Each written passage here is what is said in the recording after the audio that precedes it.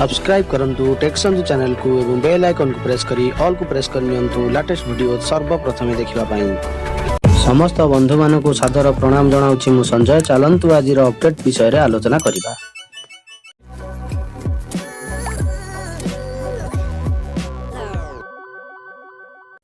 प्रथम अपडेट रही ओडिशा प्राथमिक शिक्षक संघ नूतन पेंशन योजना भुक्त तरफ प्रेस विज्ञप्ति।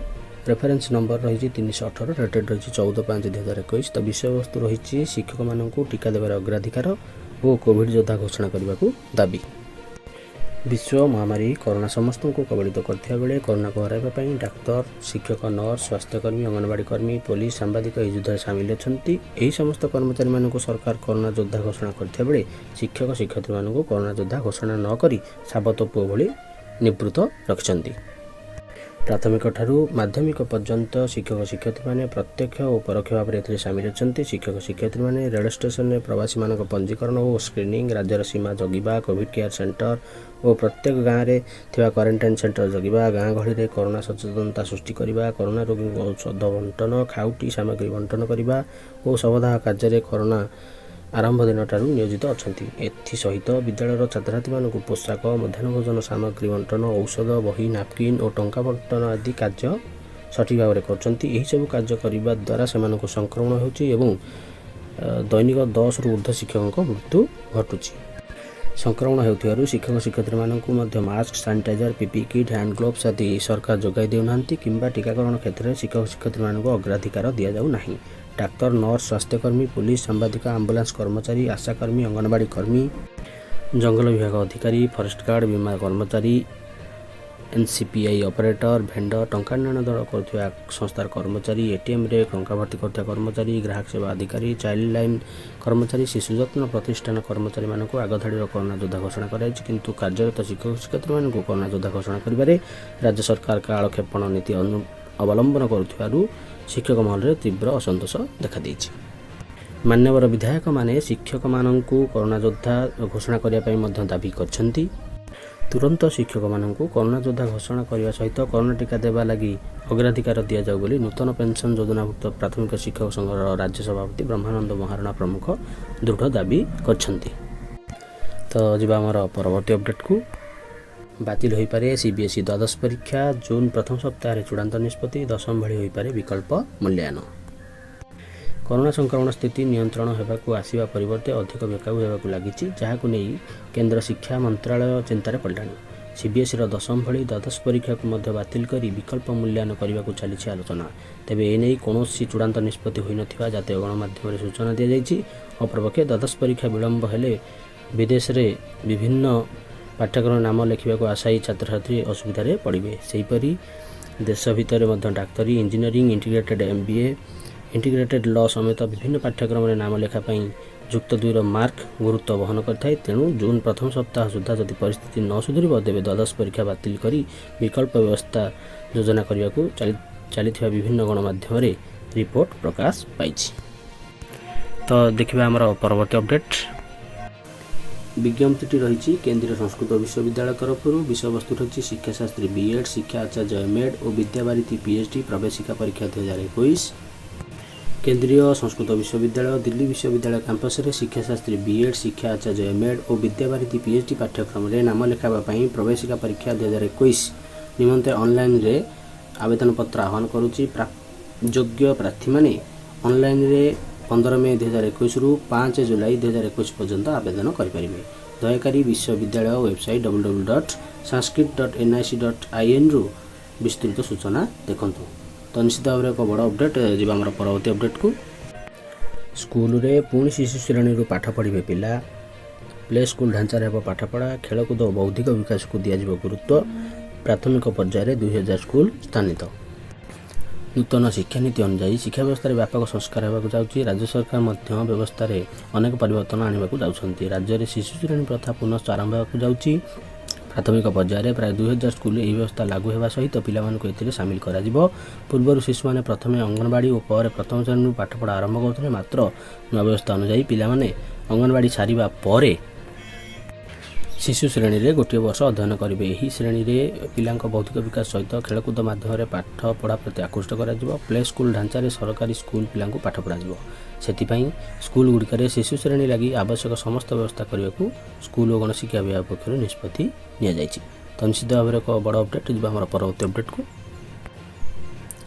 जाल सर्टिफिकेट चाकरी उदला जाल सर्टिफिकेट दे दीर्घ 14 वर्ष ऊर्ध्व चाकरी कर अध्यापिका ए संपर्क में जना पड़ा पर चाकरी बहिष्कार करने निर्देश देती उच्च शिक्षा विभाग सेपटे धरा पड़ जापर संपृक्त अध्यापिका निज आड़ इस्तीफा दे सारी स्थानीय अंचल चर्चार विषय पलटि। सूचना अनुसार अध्यापिका जनक हेले मयूरभंज जिला खुंटा डिग्री महाविद्यालय कार्य करुवा इंग्लिश अध्यापिका अभिप्सा पट्टनायक। तांको घर उदलारे से 2007 ठारू एही महाविद्यालय कार्य करि आसुतिले। चाकरी समय जाल सर्टिफिकेट देथिया जणा पड़िबा पर एहाकु नै खोलतार आरंभ होइतिला। नियुक्ति समय दाखल करथिया पीजी सर्टिफिकेट जालियाती होइथिया उच्च शिक्षा विभाग पक्षरु जानिबाकू पाइथिला। उच्च शिक्षा विभाग पक्षरु अध्यापिकांकू ए बाबदरे दस्तावेज दाखल करियाकू कहा जायतिला। समस्त दस्तावेज जांच पर अध्यापिकांक पीजी मार्कशीट जालियाती होइथिबा नै तथ्य मिलिथिला।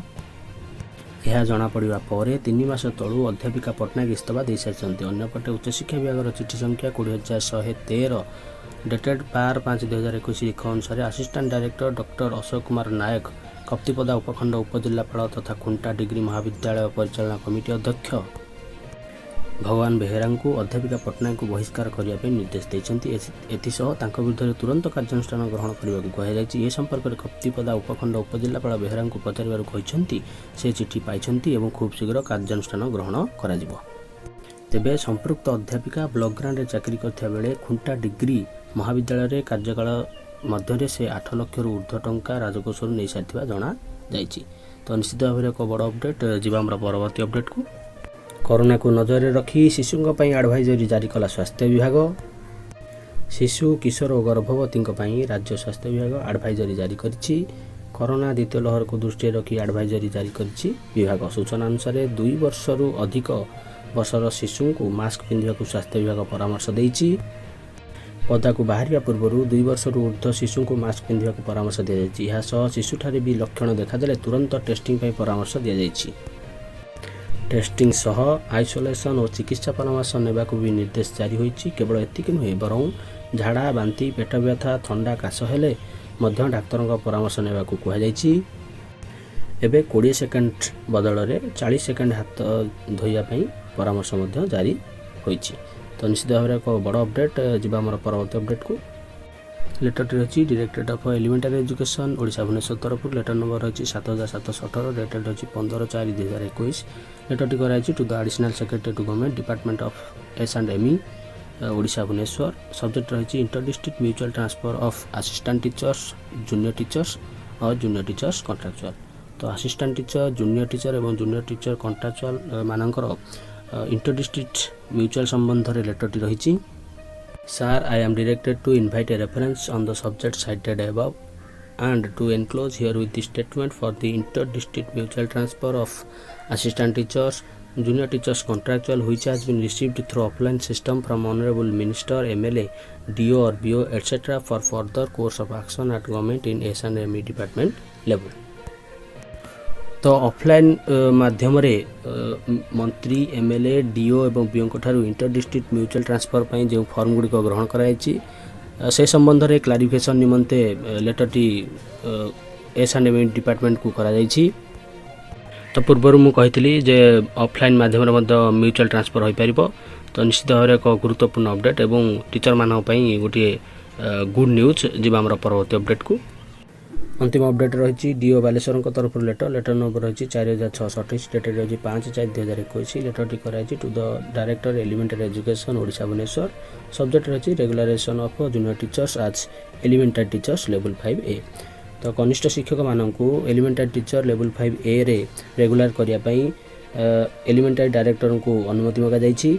तो मेमो नंबर रही आमर 4050 dated 26/2/2021। Letter number 5642 8/3/2021। Letter number 7226 31/3/2021 of DE Bhubaneswar. are inviting a kind reference to the letter on caption subject cited above. It is submitted that government have been pleased to regularize 9,965 number of junior teachers in the post of level 4 graduate post. Accordingly, we have regularized 585 number of junior teachers out of 1630 number of graduate post which was sanctioned earlier by letter number 5262 by SME dated 6/3/2020 of Government of Odisha School and Mass Education Departments.